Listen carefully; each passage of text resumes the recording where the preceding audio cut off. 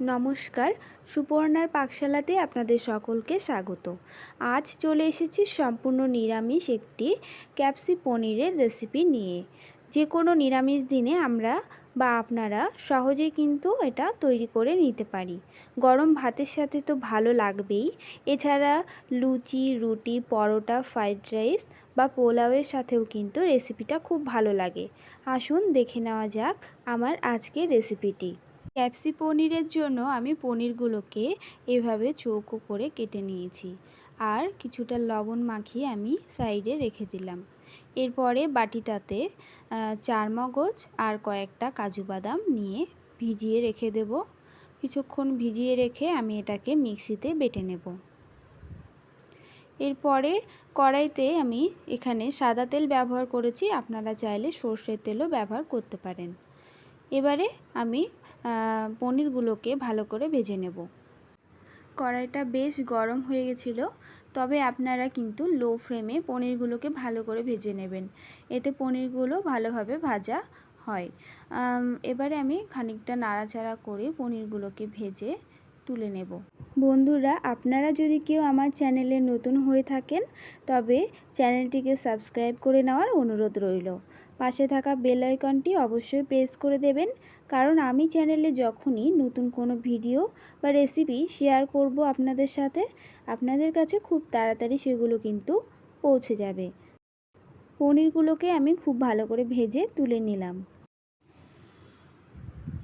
এখন আমি ওই তেলেই এখানে ফোড়ন হিসেবে ব্যবহার করব দারচিনি, এলাচ, লবঙ্গ, গোলমরিচ এইসব।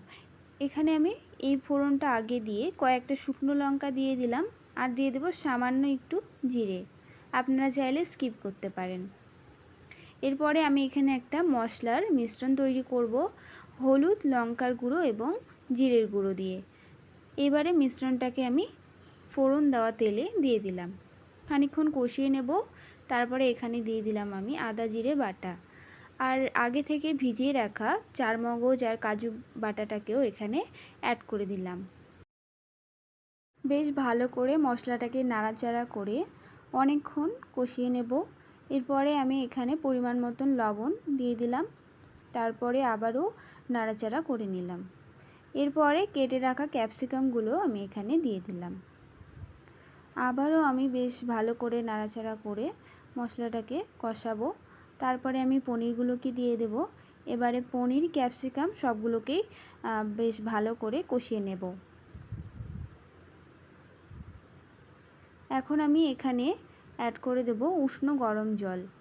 বন্ধুরা, আপনারা অবশ্যই উষ্ণ গরম জল ব্যবহার করার চেষ্টা করবেন, এতে রেসিপির স্বাদ অনেকটাই ভালো হয়। গরম জলটা দিয়ে একটুখানি ফুটিয়ে নেব। নিরামিষ যে কোনো রান্নাতেই আমি চিনি ব্যবহার করি। সামান্য একটু চিনি দিয়ে দিলাম আর দিয়ে দিলাম গরম মশলা আর সবশেষে একটুখানি বাটার। আপনারা চাইলে এখানে ঘিও ব্যবহার করতে পারেন। এরপরে একটুখানি নাড়াচাড়া করে ঢাকা দিয়ে স্ট্যান্ডিং টাইমে রেখে দেব। তারপরে আমি সার্ভ করে দেব। রেসিপিটি কেমন লাগলো অবশ্যই জানাবেন। যদি ভালো লাগে তাহলে অবশ্যই বাড়িতে একবার ট্রাই করে দেখতে পারেন। আমার চ্যানেলে নতুন বন্ধু হলে চ্যানেলটি অবশ্যই সাবস্ক্রাইব করে নেবেন আর ভালো লাগলে অবশ্যই লাইক করবেন, কমেন্টে জানাবেন। আজকের মতন এ পর্যন্তই। আপনারা সকলে সুস্থ থাকবেন, ভালো থাকবেন। ধন্যবাদ।